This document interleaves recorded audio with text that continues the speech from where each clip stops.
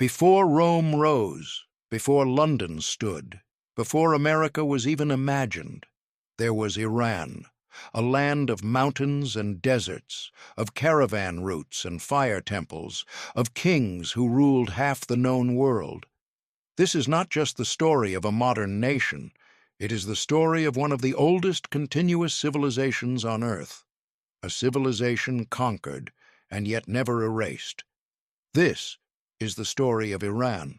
Long before it was called Iran, it was known to the West as Persia, and in the 6th century BC, a leader emerged who would redefine empire.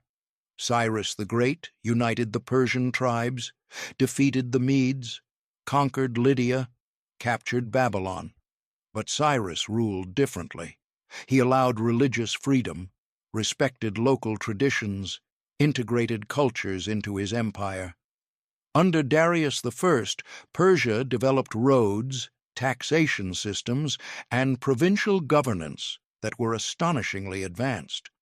At its height, the Achaemenid Empire stretched from the Indus Valley to the Mediterranean.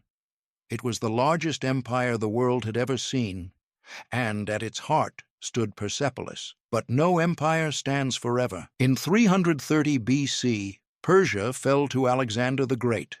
Persepolis burned. The Achaemenid Empire collapsed. Yet Persia endured. Parthians rose. Then the Sasanian Empire. For centuries, Persia rivaled Rome.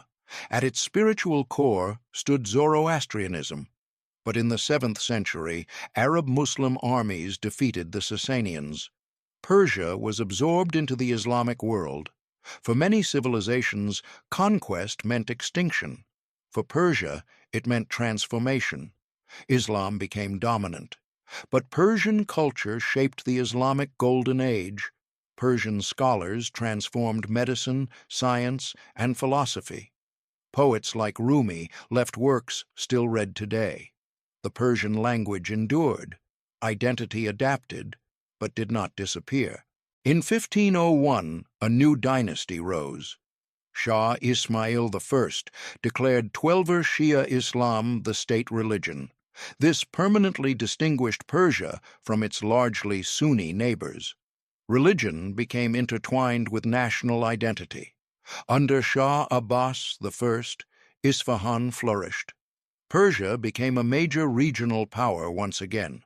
But by the 19th century, under the Qajar dynasty, Iran weakened. Russia pressed from the north, Britain from the south. Then oil was discovered in 1908. Everything changed. Oil transformed Iran's strategic importance. Foreign companies dominated production. Resentment grew. In 1951, a democratically elected prime minister challenged foreign control. Mohammad Mossadegh nationalized Iran's oil industry. The move was popular domestically. But in 1953, a covert operation led by the CIA and British intelligence helped orchestrate a coup. The Shah, who had briefly fled, was restored to power. Mossadegh was arrested by Iranian authorities loyal to the monarchy. He was tried, imprisoned for 3 years, and then placed under house arrest until his death. For many Iranians, this episode left a lasting scar. It reinforced the belief that foreign powers could influence Iran's political direction. After 1953, Iran became a key American ally in the region during the Cold War. Mohammad Reza Pahlavi pursued rapid modernization, land reform, industrial growth, expanded education, women's suffrage, large-scale infrastructure. Tehran modernized quickly, but political opposition was tightly controlled. Savak monitored dissent. Independent political organization was limited. Criticism of the monarchy carried risks. Rapid urbanization strained cities. Inflation rose sharply in the 1970s. Oil revenue increased dramatically, but much of it funded military expansion, ambitious state projects, and elite development. While parts of society prospered, others struggled with rising costs of living and uneven opportunity. And beneath the surface, Resentment grew. Religious leaders opposed him. The poor felt left behind. Many saw him as too closely aligned with Western powers. And then, 1979. Ruhollah Khomeini, exiled years earlier for criticizing the Shah's reforms, became a central voice of opposition. His speeches circulated widely inside Iran. By 1978, protests escalated nationwide. Strikes shut down industries. Oil production slowed. Millions marched. Clashes between protesters and security forces intensified. Each confrontation expanded the movement. In January 1979, the Shah left Iran. He would not return. The monarchy ended. Khomeini returned to massive crowds. Iran became an Islamic Republic. Power shifted from monarchy to religious leadership.